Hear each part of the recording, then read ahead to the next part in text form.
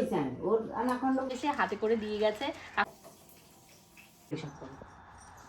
দাঁড়াও, ভিডিও হবে। আর কথাই বলতে পারছে না। হ্যাঁ এতে লাল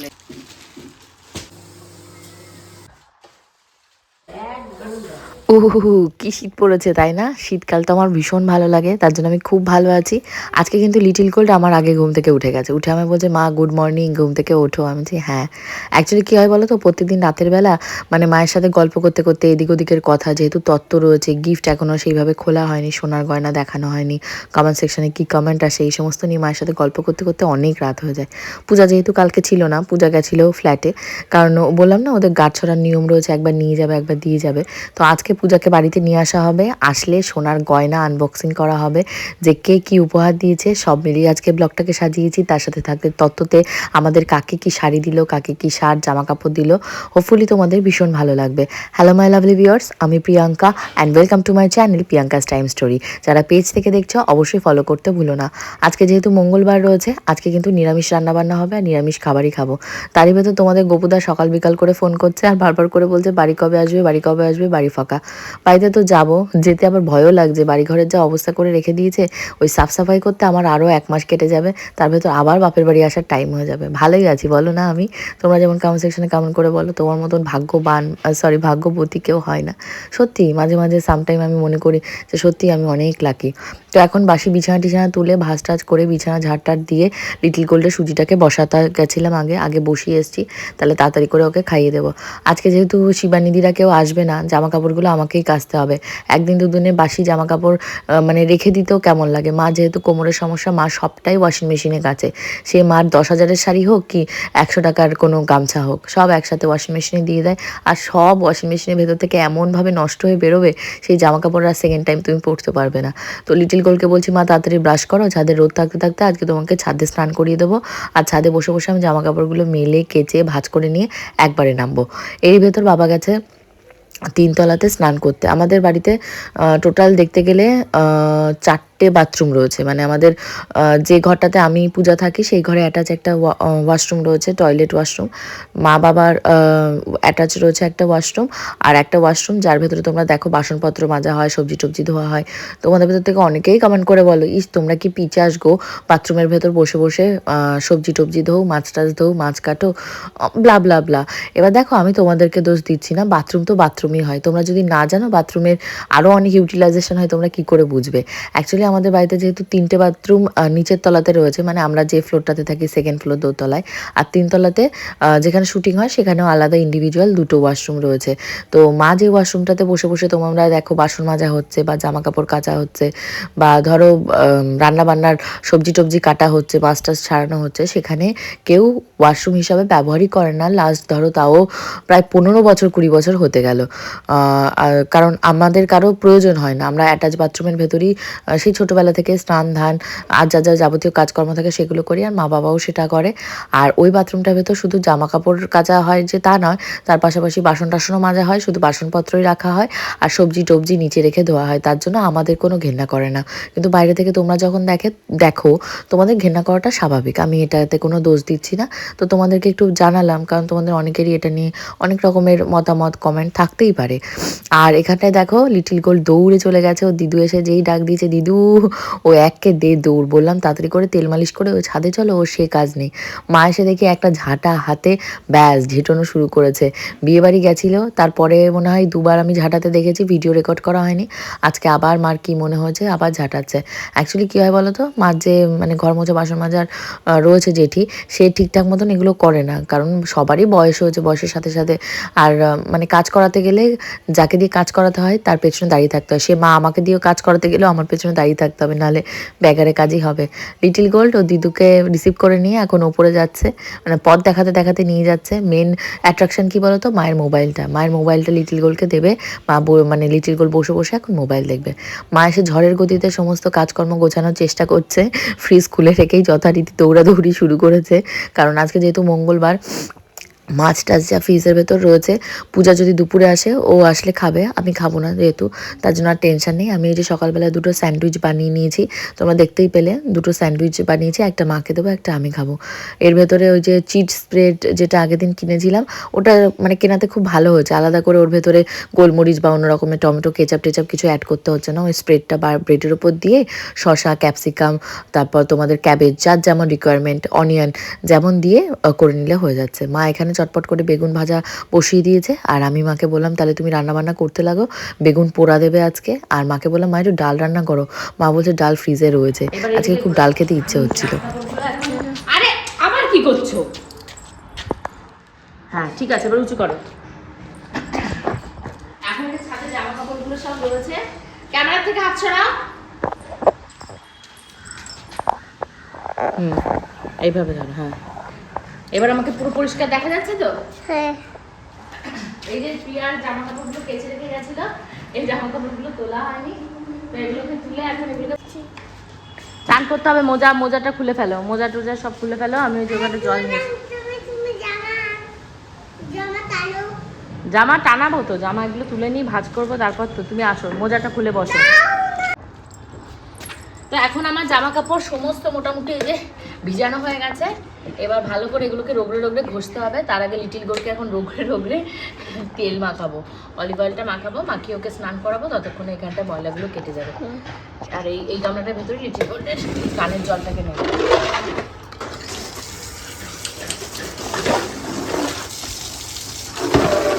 চলো আসো, না। চলো চলো চলো বলো। ডাকছো আমাকে? হ্যাঁ, তো তোমার কি হয়েছে এখন? হ্যাঁ, ফাইনালি আমার গোসল করা হয়ে গেছে। শুনেছ? ওর নাকি গোসল করা হয়ে গেছে।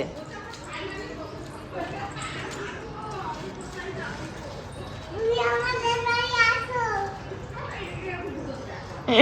কি হয়েছে টাকা? আমাদের বাড়ি আসবে। জামা তুলতে হয় না, জামা নামাও, জামা সবসময় নামিয়ে রাখতে হয়।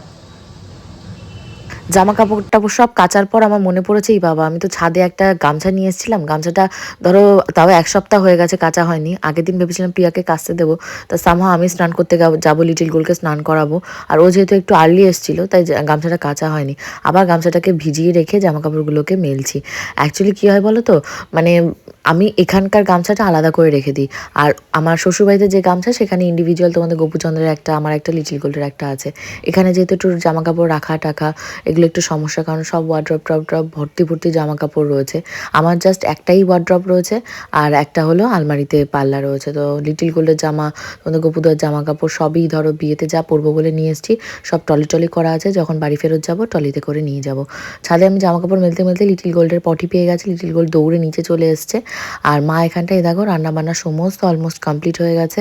আর লিটিল গোল্ড ওই দেখো মার হাত ছিঁড়ে ফেলে দিচ্ছে যে মোবাইল দাও মোবাইল দাও, কারণ ও এখন মোবাইলের নেশায় মানে মানে অ্যাডিকশন যেটাকে বলে না, সে অ্যাডিক্টেড হয়ে গেছে।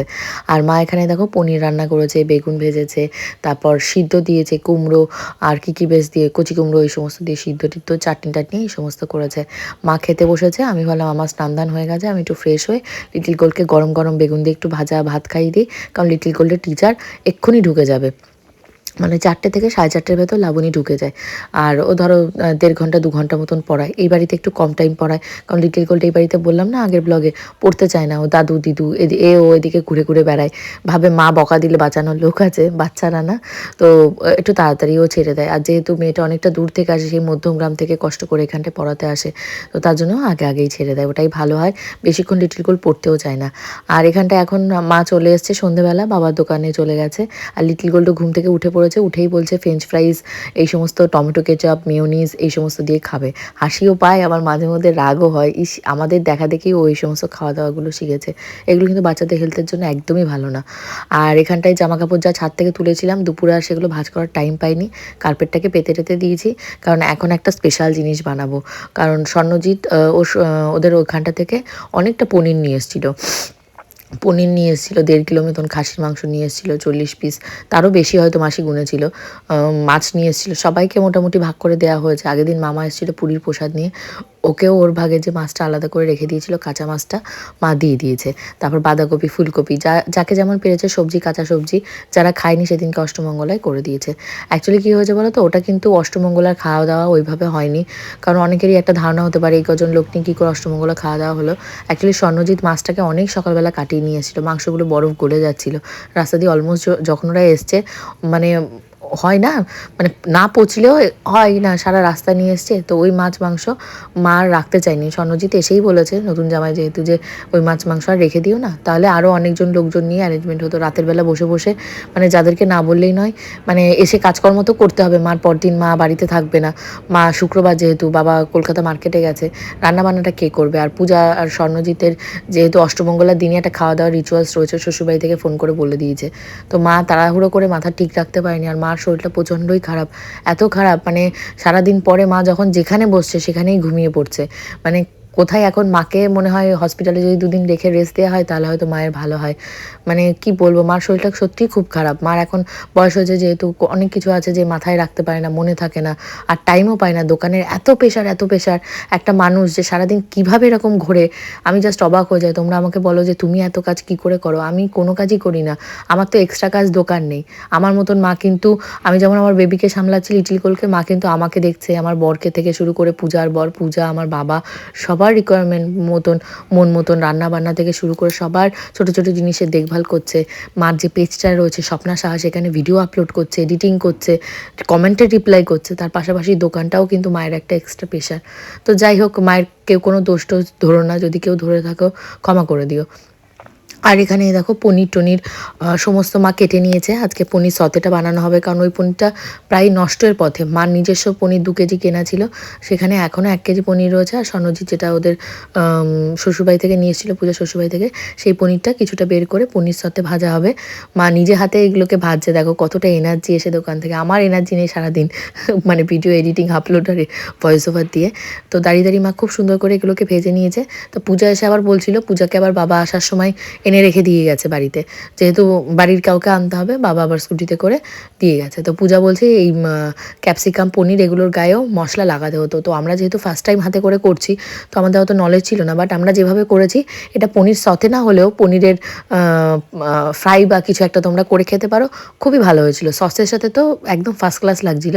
পরে আমরা রিয়েলাইজ করলাম পনিরটার গায়ে যদি আরও ম্যারিনেশন হতো, যেমন ধরো রসুন টসুন এই সমস্ত দিয়ে, টক দই দিয়ে ম্যারিনেট করে ওভারনাইট, বা ধরো অ্যাটলিস্ট 30 মিনিট টু 45 মিনিট রাখা হতো, তাহলে কিন্তু খুবই টেস্টি হতো। আর ব্যাটারটা মা একটু মোটা করে ফেলেছে, আমার যেটা মনে হলো। তো এই ব্যাটারটা যদি আরেকটু মা কোটিংটা পাতলা রাখতো, তাহলে আরও ক্রিসপি ভাবটা আসতো। এখানে কিন্তু একদমই বেসনের ব্যবহার করা যাবে না যদি তোমরা ক্রিসপি চাও। আর যদি তোমরা পুরটা চাও মোটা টাইপের, অনেকেই আছে মোটা টাইপের পুর পছন্দ করে, তাহলে কিন্তু বেসনটা অবভিয়াসলি ব্যবহার করতে হবে। তো আমি যেগুলো গেঁথেছিলাম সেগুলো মাকে দিয়ে আসলাম, মা মার মতন গেঁথে কতগুলো ভাজতে শুরু করে দিয়েছে।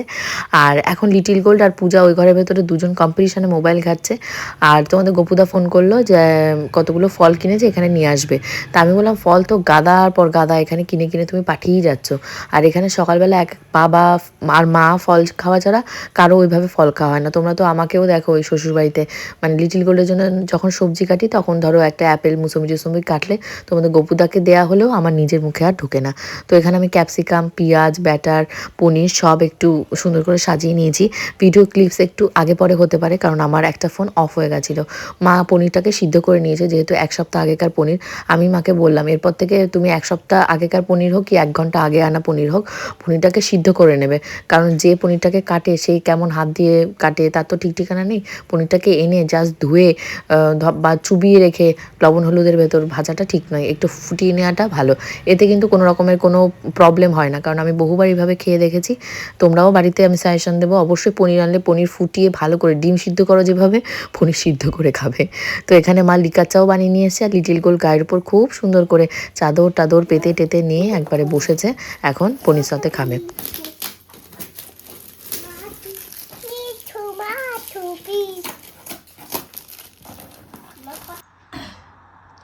যাও মাম্মাম, তোমার তো অনেক সাহস, যাও যাও যাও নিয়ে আসো। চলে যাও, আমি সাগরছি। হ্যাঁ সাহসী, যাও নিয়ে আসো। পাওনি বর্ব পুতুল? এই তো, ওই দেখো, তুমি দেখতে পাচ্ছ? ডাউন ডাউন, কই বড় পুতুল? এই তো, কই লাগছে না? এই তো। কই বড় পুতুল? এই যে বড় বড় পুতুল দোল দোল খায়। হ্যাঁ যা যা, নিয়ে যা। পারবো। আউ, এখন ধরাই যাবে চোকার, পার্লের চোকার যেগুলোকে বলে, দেখো গলায় পরলে কি সুন্দর লাগছে। এরকমই এক দুজন কিউট মানুষ এটা দিয়েছে, সেটা হলো আমার ছোট মামা, সোনা মামা শ্বশুর শাশুড়ি, মানে আমাদের দাদু দিদা বলা যাবে না, দিদি আর দাদা এটা দিয়েছে। Thank you. পূজা তো ভীষণ পছন্দ হয়েছে, সাথে সাথে আমারও ভীষণ পছন্দ হয়েছে। এই দেখো খুব সুন্দর এই জিনিসটা, ভীষণ সুন্দর হয়েছে। তোমাদের কার কেমন লেগেছে অবশ্যই কমেন্ট সেকশনে কমেন্ট করে জানিও। অটো মাকে ভিডিও নিচ্ছ? টাটা। আর সোনা মামা অ্যান্ড মামি এই গিফটটা পূজাকে বিয়েতে দিয়েছে। এটা একটা সীতাহার রয়েছে, খুব সুন্দর সীতাহারটা। পূজার যে দেখতে পেলে একটা মুক্তোর পেয়েছে গলার চোকার, তার সাথে এটা সেট করে পরলে বা আমারটা মাঝখানে দিয়ে এটা নিচে দিয়ে পরলে ওকে খুব সুন্দর লাগবে। তোমাদের কার কার এটা ভালো লেগেছে অবশ্যই জানিও। আর এটা কি বলতো, স্পেশাল পার্ট, এই যে হোয়াইট কালারের যে মুক্তোগুলো দেখা যাচ্ছে না, এই পার্টটা সব থেকে বেশি ভালো লাগছে। খুব সুন্দর গোল্ডের সাথে কম্বিনেশন করে এটা বানানো হয়েছে।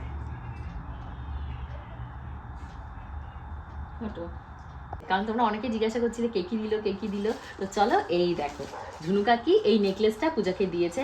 এত সুন্দর গোল্ডের কাজটা করা রয়েছে, ভীষণ সুন্দর। ঝুনুকাকি কিন্তু আমাকেও বিয়ের সময় এরকমই একটা নেকলেস দিয়েছিল। নেকলেসটা তোমাদের সাথে অলরেডি শেয়ার করে দেখিয়েছি। তো পূজারটা বেশি ভালো না আমারটা বেশি ভালো, তোমরা কিন্তু এটা কমেন্ট করে আমাকে বলবে। দেখো কি সুন্দর না ডিজাইনটা, আমার তো ভীষণ পছন্দ হয়েছে।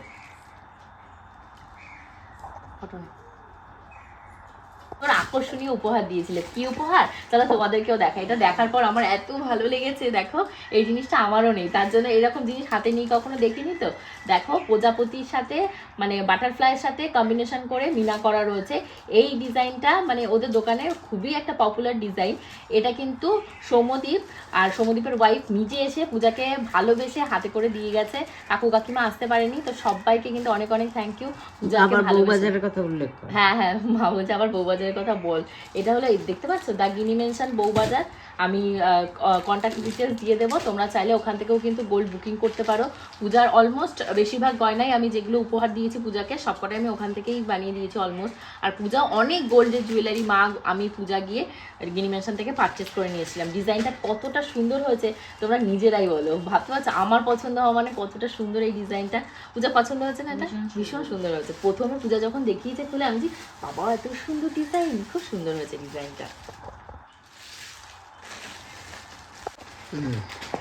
আমার একমাত্র পিসির মেয়ে বিয়েতে পূজাকে কি দিয়েছে চলো তোমাদেরকে এবার দেখাই। এই দেখো কি সুন্দর একটা টার্সেল লকেট দিয়ে গেছে, রেড কালারের টার্সেল। ওই পছন্দ করেছে। জামাইবাবু আর দিদি দুজনকে অনেক অনেক থ্যাংক ইউ, বিশেষ করে জামাইবাবুকে। জামাইবাবু এই সমস্ত জিনিস পছন্দ করে দেয় ওকে। তো কেমন হয়েছে ডিজাইনটা অবশ্যই কিন্তু কমেন্ট করে জানিও।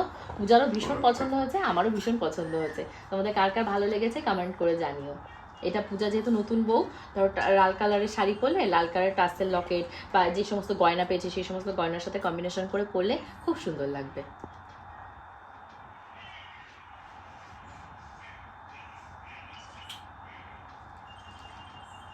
বিয়েতে কিন্তু পূজা এক জোড়া পলা পায়নি, তিন পিস পলা পেয়েছে। এটা হলো এক জোড়া পলা আর তার সাথে সিঙ্গেল একটা পলা।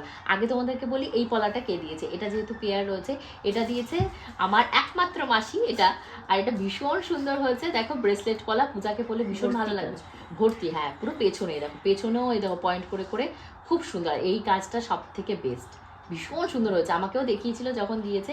এই সমস্ত গোল্ডের জুয়েলারি সবাই ঘরেই দিয়ে গেছে, তার জন্য আমরা নামগুলো বলতে পারছি। তো তোমাদের কেমন লেগেছে অবশ্যই কিন্তু কমেন্ট করো। আর এই যে সিঙ্গেল পিসের পলাটা দেখতে পাচ্ছ, এটা দিয়েছে আমার বড় ননদ, মানে আমার বড় ননদকে তোমরা চেনো, বড় ননদ পূজাকে। এটাও ভালো লাগবে, ধরো এদিক ওদিকে যাচ্ছে হাতে একটু পরেও যেতে পারবে, খুব ভালো লাগবে। তো তোমাদের কার কোন ডিজাইনটা পছন্দ হয়েছে অবশ্যই কিন্তু কমেন্ট সেকশনে কমেন্ট করো। পূজা কী কী গোল্ড জুয়েলারি পেয়েছে সেটা তো তোমরা বড় ব্লগে দেখেইছো, যারা যারা বড় ব্লগটা মিস করে গেছো সেখানে তত্ত্বের ডালাতেও কী কী এসছে সব পেয়ে যাবে, তারা অবশ্যই দেখে নিও। এবারেও অনেক গোল্ড জুয়েলারি পেয়েছে, পূজাকে ভালোবেসে সবাই অনেক অনেক গিফট দিয়েছে। তো এখন আজকে আমার মানে সেই কেকটা কাটার সুযোগ হয়েছে, আমার নয় বাবা মায়ের অ্যানিভার্সারি আজকে, যেহেতু 40তম অ্যানিভার্সারি। ইয়েস, দেখতে দেখতে 40টা বছর তারা পার করে ফেলেছে। আমার কাছে কিন্তু বাবা মা মানে আইডিয়াল হয় না কাপল, তো বাবা মাকে দেখেই আমি কিন্তু পারি। বাবা মা যদি 40 বছর কাটিয়ে ফেলতে পারে, তো আমি তো সামান্য 10 বছরও আমার এখনও কমপ্লিট হয়নি। তো তোমরা যারা বড়রা রয়েছে অবশ্যই কিন্তু আমার বাবা মাকে আশীর্বাদ করো, তারা যেন সুস্থ এবং সুন্দরভাবে সাংসারিক জীবনটা কাটাতে পারে। আর যারা ছোটরা রয়েছে অনেক অনেক ভালোবাসা দিও তোমাদের প্রিয় কাকু কাকিমার জন্য। আর লিটিল গোল্ড এখানে কেক কাটার জন্য বসে পড়েছে। আমি জানো তো এক এক সময় ভাবি যে আমার কাছে যা আছে অনেকের কাছে হয়তো তার 1% নেই, সেই দিক থেকে দেখতে গেলে আমি মনে করি আমি অনেক লাকি। আর জীবনে সবথেকে বড় সম্পদ হলো আমার কাছে মনে হয় অনেস্টি। মানুষ কিন্তু জীবনে অনেক ভুল ভ্রান্তি করেই থাকে, ভুলটাকে শুধরে তোমরা কিভাবে সামনের দিকে এগিয়ে যাচ্ছ সেটাই কিন্তু বিগ অ্যাচিভমেন্ট আমি মনে করি। তো সেদিক থেকে দেখতে গেলে আমি এত সুন্দর ফ্যামিলি পেয়েছি, শ্বশুর বাড়ি থেকে শুরু করে বাপের বাড়ি সবাই আমাকে এত ভালোবাসে। তো তোমরাও সবাই আমাকেও ভালোবাসা দিও, আমাকেও আশীর্বাদ দিও, এইভাবে যেন সুন্দর সুন্দর ব্লগ তোমাদের মাঝে আনতে পারি। এবং আমার যে কোয়ালিটি, ব্লগের কোয়ালিটি, তোমরা অনেকেই কমেন্ট করে বলেছো যে তুমি তোমাকে নিয়ে ব্লগ বানাও, আনুষঙ্গিক লোকের নিন্দমন্দ তোমায় করতে হবে না। অ্যাকচুয়ালি নিন্দমন্দ নয়, এটা একটা অভিমানের জায়গা থেকে আমি বলে থাকি। তো আমি যদি কোনো ভুল করে থাকি তোমরাও ক্ষমা করে দিও। আর হোপফুলি আজকে ব্লগটা ভালো লেগেছে। খুব তাড়াতাড়ি বাবা মায়ের অ্যানিভার্সারি গ্র্যান্ড সেলিব্রেশন আসবে, পেজটিকে ফলো করে দিও। বাই।